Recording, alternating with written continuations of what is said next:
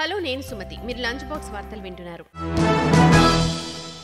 ఏ bank ఎఫ్డీపై వడ్డీ పెంచింది? వాహనాల ధరలు పెంచిన కంపెనీ ఏది? ఇలాంటి మరెన్నో విశేషాలు ఇవాల్టి మన లంచ్ బాక్స్లో. IDFC first bank fixed deposits పై వడ్డీ రేట్లు మార్చింది. ఈ మార్పు తర్వాత సాధారణ పౌరులు బ్యాంకులో ఎఫ్డీ చేస్తే 3 నుంచి 8% వార్షిక వడ్డీ లభిస్తుంది. ఇదే సమయంలో బ్యాంక్ సాధారణ పౌరుల కంటే సీనియర్ సిటిజన్లకు 0.50% ఎక్కువ వడ్డీ అందిస్తోంది. వారికి బ్యాంక్ 3.50 నుంచి 8.50 వరకు వార్షిక వడ్డీనిస్తుంది. 2 కోట్ల లోపు ఎఫ్డీలపై వడ్డీ రేట్లలో మార్పులు చేశారు. కొత్త రేట్లు మార్చి 22 నుంచి వర్తిస్తాయి. బంగారం ధర గురువారం ఆకాశాన్ని తాకింది. అంతర్జాతీయ మార్కెట్లో బంగారం ధర మొదటిసారిగా ఔన్స్కు $2,200 దాటింది. దేశంలో బంగారం 10 గ్రాముల ధర 67,000కు చేరుకుంది. ఎంసీఎక్స్లో 10 గ్రాముల బంగారం ధర 66,943కు చేరింది. బంగారం ధరలో ఇది కొత్త రికార్డ్. మార్చిలో ఇప్పటి వరకు బంగారం వెండి ధరలో విపరీతమైన పెరుగుదల కనిపించింది. నెల ప్రారంభంలో అంటే మార్చి 1న 10 గ్రాముల బంగారం ధర 62,592 అంటే కేవలం 20 రోజుల్లోనే 10 గ్రాముల ధర 4,351 పెరిగింది. మీరు కియా కార్ కొనాలని ప్లాన్ చేస్తే ఎక్స్ట్రా అమౌంట్ పే చేయాల్సింది. ఆటోమొబైల్ కంపెనీ కియా ఇండియా తన మొత్తం ఉత్పత్తి శ్రేణిలో వాహనాలకు 3% వరకు ధరలను పెంచుతున్నట్టు ప్రకటించింది. వస్తువుల ధరలు, సరఫరా సంబంధిత ఇన్పుట్ ఖర్చులు పెరగడం దీనికి కారణం. ప్రీమియం, అధునాతన సాంకేతికతతో కూడిన ఉత్పత్తులను తమ కంపెనీ నిరంతరం వినియోగదారులకు అందజేస్తోందని Kia India sales and marketing national head Hardeep Singh Rath తెలిపారు. ఇటీవలి కాలంలో కమోడిటీ ధరలు పెరగడంతో పాటు ఇన్పుట్ ఖర్చులు కూడా పెరగడంతో కియా కార్ల ధరలను స్వల్పంగా పెంచుతున్నామన్నారు. కస్టమర్ల జేబులపై పెద్దగా భారం ఉండదని, కియా కార్లను కొనుగోలు చేస్తూనే ఉంటారని అంచనా వేస్తున్నారు.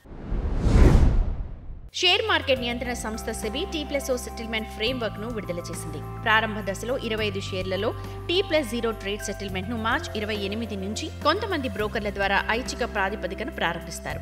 ఫ్రేమ్వర్క్ ను విడుదల చేస్తూ పెట్టుబడిదారులందరూ T+0 ట్రేడ్ సెటిల్మెంట్ లో పాల్గొనగలరని, ఈ ట్రేడ్ సమయం ఉదయం 9:30 నుంచి మధ్యాహ్నం 1:30 వరకు జరిపే ట్రేడ్లకు చెల్లుబాటు అవుతుందని సెబీ తెలిపింది. దీనికి సంబంధించిన సమగ్ర సమాచారాన్ని గురువారం విడుదల చేసిన సర్క్యులర్లో పేర్కొంది. మోసం నుండి కస్టమర్లను రక్షించడానికి బలమైన నియంత్రణ ఫ్రేమ్వర్క్ అవసరమని ఆర్బీఐ డిప్యూటీ గవర్నర్ స్వామినాథన్ చెప్పారు. కోవిడ్ మహమ్మారి ఆర్థిక సేవలలో డిజిటలైజేషన్ వేగవంతం చేసిందని ఆయన అన్నారు. సర్వీస్ ప్రొవైడర్లు కస్టమర్ల ద్వారా ఆన్లైన్ లావాదేవీలకు వేగంగా మారడానికి ఇది దారితీసింది. పారిస్లో ఏర్పాటు చేసిన కార్యక్రమంలో స్వామినాథన్ మాట్లాడుతూ డిజిటలైజేషన్ వేగంగా పెరగడం వల్ల అనేక ఫిన్టెక్ ప్లాట్ఫామ్లు పుట్టుకొచ్చాయన్నారు. ఈ ప్లాట్ఫామ్లు సాంప్రదాయ వ్యవస్థల్లా పనిచేయవు. అలాగే వీటిలో కొన్ని నియంత్రణ పరిధికి వెలుపల ఉన్నాయి. అవి గొప్ప ప్రయోజనాలను అందించినా దుర్వినియోగం, మోసం చేసే ప్రమాదం కూడా ఉంది. వినియోగదారులను సైబర్ దాడులు, డేటా ఉల్లంఘనలు తరచూ కొంత ఆర్థిక నష్టానికి గురిచేయొచ్చు. ఇటువంటి కంపెనీల పారదర్శకత లోపించడం వల్ల వినియోగదారులు వివాదాల పరిహారం పొందడంలో ఇబ్బందులు ఎదుర్కొంటున్నారు. మీరు విమాన ప్రయాణికుల ఈ న్యూస్ మీకోసమే. విమానయాన నియంత్రణ సంస్థ DGCA విమానయాన సంస్థల కోసం వేసవి షెడ్యూల్ ని విడుదల చేసింది. ఈ వేసవిలో గత సంవత్సరం కంటే ఎక్కువ దేశీయ విమానాలు షెడ్యూల్ అయ్యాయి. మార్చి 31 నుంచి ప్రారంభమయ్యే వేసవి షెడ్యూల్లో మొత్తం 24,275 దేశీయ విమానాలు నడపనున్నట్లు DGCA తెలిపింది. మార్చి 30తో ముగిసే శీతాకాలపు షెడ్యూల్లో 23,732 దేశీయ విమానాలను నడిపించారు. దీంతో పోలిస్తే ఇది 2.30% ఎక్కువ.